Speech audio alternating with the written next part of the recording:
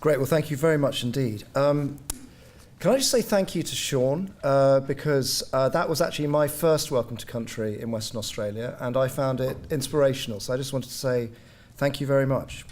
And I'd like to thank CEDA and the Minister and other colleagues, distinguished guests as well. So I'm actually pretty fresh off the boat. I only got here 4 or 5 months ago, as Stuart said, fresh from the National Health Service, where I had the privilege of being the National Director for kind of customer services, digital information. The idea was to try and make sense of e-health, the opportunities for transforming transparency and participation in a massive movement that we value very highly in England, as I know you do here, which is to give everybody the chance to have equity of access to health services and to a productive, great life. And it was in that capacity that I was invited a couple of weeks ago, 3 weeks ago, to go and co-chair an event in Washington, D.C. that the US government was putting on. And one of the speakers was US Vice President Joe Biden. And he came, and of course, he gave an unbelievably moving speech. But he started by describing how, if we can connect ourselves across our planet, we might change everything for mankind. And he was particularly focused on what President Obama has launched, the cancer moonshot. This is the idea that if we can just galvanize all the digital resources we have, all the research science we've got, maybe we can finally speed up the process by which we cure cancer. And he described this triumphant moment that is coming, where I believe with him that we will actually crack cancer across the world, a demonstration of the power of connectedness that we are all in this room in one way or another part of. And then he paused and he said, and now I want to talk about the real world I live in. And the real world he lives in is actually a pretty tragic one for him. His son, Beau, died 2 years ago of a rare brain cancer. And he described how one day he'd been in a hospital. His son needed an urgent MRI scan, and they needed to take the MRI scan to the specialist hospital that Beau was being treated in. And so this is the Vice President of the United States. He turns around to the specialist and says, "So I guess we can just email this MRI scan from here to there." And the physician turns around and goes, "No chance. These hospitals don't speak to each other." And the Vice President of the United States says, "Well, hang on a second. We spent $39 billion investing in interoperable health services in the United States, and you're telling me I cannot communicate one scan from one place to another." And then he stopped again, and he was now angry, and he said, "This stuff really matters. This digital health really matters. It is a matter of life and death." And I think that this connectedness is just as important in Western Australia as it is in the United States of America. And it couldn't be a more serious priority there. It has got to be one of the top priorities here, as you talk about improving social justice in this region as the basis for really dynamic economic growth. And I love the Minister's comments about how Western Australia can be a global player, but it will only be a global player if there is equity of access to health services. And that's why I'm here, because I think Australia, and Western Australia in particular, has some phenomenal opportunities to drive the pace of e-health, of digital health, particularly in rural and remote parts of the state. So about 5 years ago, Telstra embarked on a journey with the state government to help improve connectivity in regional Western Australia. And actually the Minister has taken some of the things I was going to say out of my mouth, which is great because it saves me some time. But here's one example. We talked about the mobile phone towers, but that is a real thing. And actually today, if I'm getting my facts right, tomorrow, a further 2 mobile black spots will have been resolved in Salmon Gums and Grass Patch. And this is an at-pace commitment to trying to resolve a core part of how we deliver not just e-health, but an economically viable rural society, and that is, of course, by creating much better mobile coverage. We think that the RAMCP program, which I just mentioned, has already delivered the longest stretch of unbroken highway coverage in the world from Eucla near the South Australian border to Kununurra in the north. What this means is that truck drivers and motorists have more continuous coverage to maintain communication. It means kids in dozens of regional towns and communities have access to improved mobile coverage. But it also means improved eye health in rural and remote Western Australia. For example, Telstra recently partnered with the WA Lions Eye Institute's Outback Vision programme by providing connectivity for this amazing new truck. Have I just skipped over it? I know. There. This amazing new truck, which is delivering world-class eye care to regional Western Australians as I speak. The truck delivers top-line ophthalmic services to 15 remote and regional communities. And it's not just saving people's eyesight, it's giving them the chance to be productive in their communities and to take the jobs that they want to take.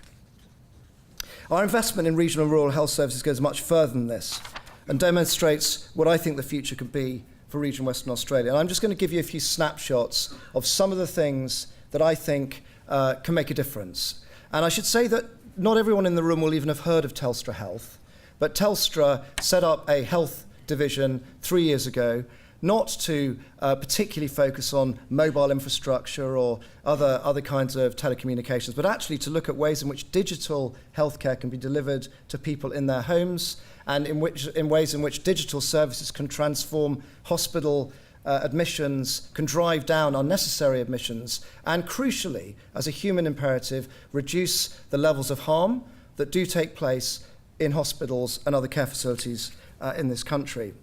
So currently, as the Minister also mentioned, that residents in regional and remote Australia are at a huge disadvantage in relation to accessing GP services.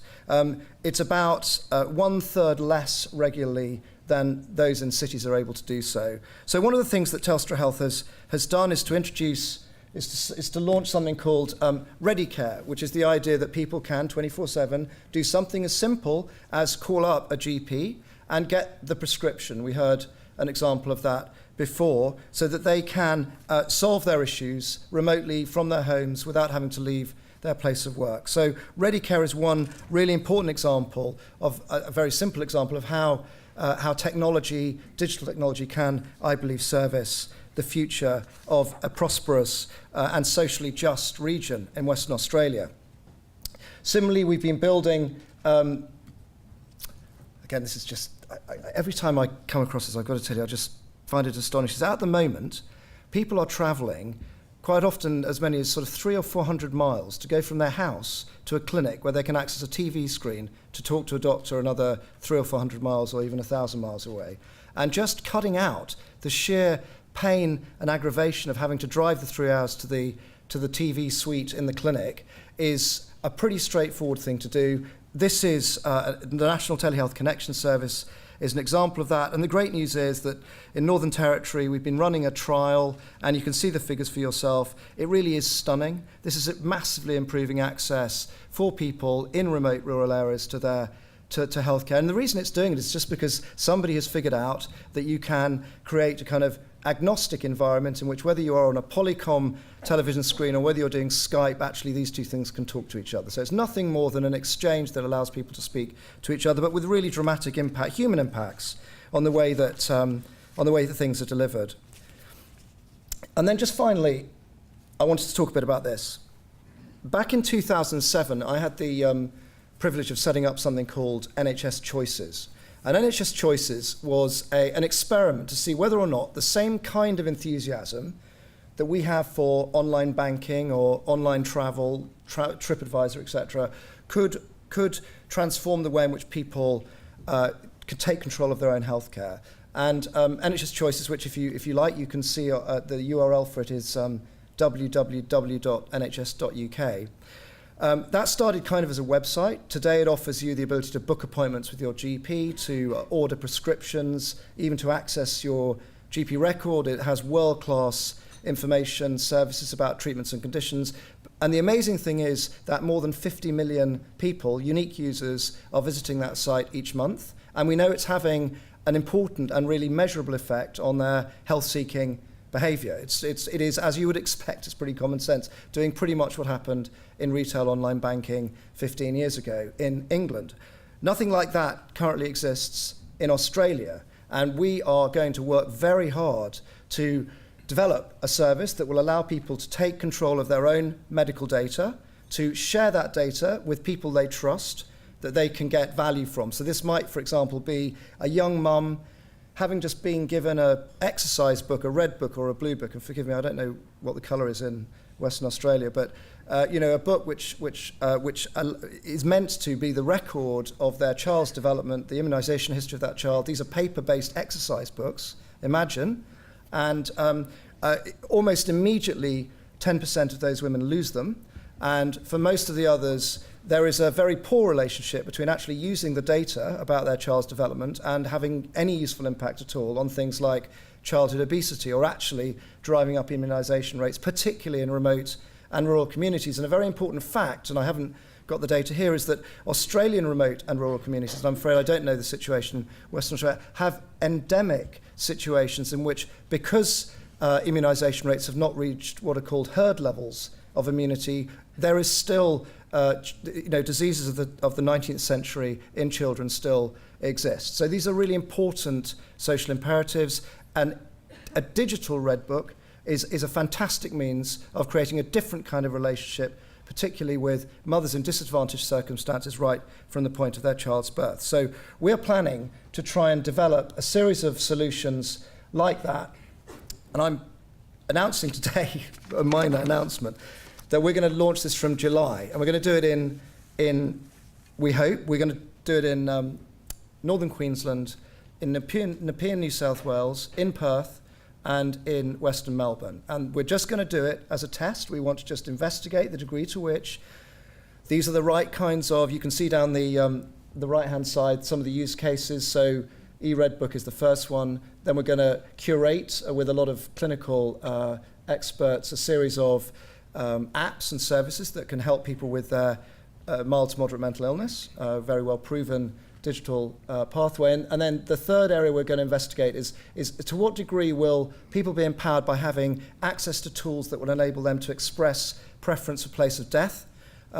It's a really big, important issue for many people in that circumstance, particularly amongst the elderly. So we're going to have a look at that too. We're going to give people access to apps from around the world, and we're going to make sure that they can get access easily to local providers as well. So this is just the beginning, a part of kind of trying to bring health up to the same standard that we are used to in other parts of our life. And I just really wanted to leave with you the thought and ask the question, I fundamentally believe that it is these kinds of channels that will be absolutely fundamental to transforming the effectiveness of the rural economic strategies, social strategies you just heard about, which I think are brilliant, and I think it's so galvanizing to hear so much energy and passion behind such an important topic. But please prioritize health in that context. It will be health that delivers you the workforce that will build such a great economic future for Western Australia. Thank you very much.